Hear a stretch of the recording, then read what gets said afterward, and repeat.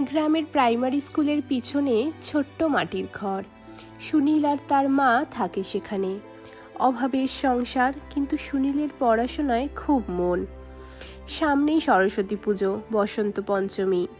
স্কুলে বড় করে পুজো হবে। পাড়ার ছেলেরাও চাঁদা তুলে প্যান্ডেল করছে, কিন্তু সুনীলদের বাড়িতে ঠাকুর আনা বা ভোগের আয়োজন করার মতন টাকা নেই। মন খারাপ করে সুনীল জানলার পাশে বসেছিল। তার প্রিয় বন্ধু পাড়ার মোড়লের ছেলে রিজু এসে বলল, সুনীল, কাল কিন্তু ভোরে উঠে প্যান্ডেলে আসবি, অঞ্জলি দেব একসাথে। সুনীল মাথা নাড়ল, হ্যাঁ যাব। সারা রাত সুনীলের চোখে ঘুম নেই। সে মার পুরনো শাড়ি থেকে একটা সাদা টুকরো খুঁজে নিয়ে নিজের ছোট বইয়ের তাকে মায়ের একটা ছোট্ট ছবি রাখলো। ভোরবেলায় স্নান করে মার দেওয়া সামান্য ফুল আর নিজের হাতে লেখা বইগুলো নিয়ে এসে মায়ের সামনে ধরল। সে শুধু বলল, মা, আমাকে আরও পড়ার বুদ্ধি দাও।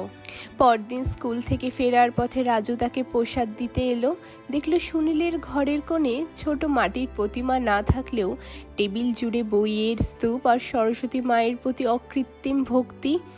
রাজু বুঝলো, বাহ্যিক চাকচিক্য নয়, জ্ঞান ও শ্রদ্ধার নিবিড় চর্চাই সরস্বতী পুজোর আসল মাহাত্ম্য। সেই বছর গ্রামের মেলায় সেরা পুজোর প্যান্ডেল না পেলেও সুনীল সবচেয়ে বড় পুরস্কার পেল, তার ক্লাসে প্রথম হলো। সরস্বতী পুজো কেবল বাহ্যিক আড়ম্বর নয়, এটি জ্ঞান, সততা এবং শিক্ষার আরাধনা।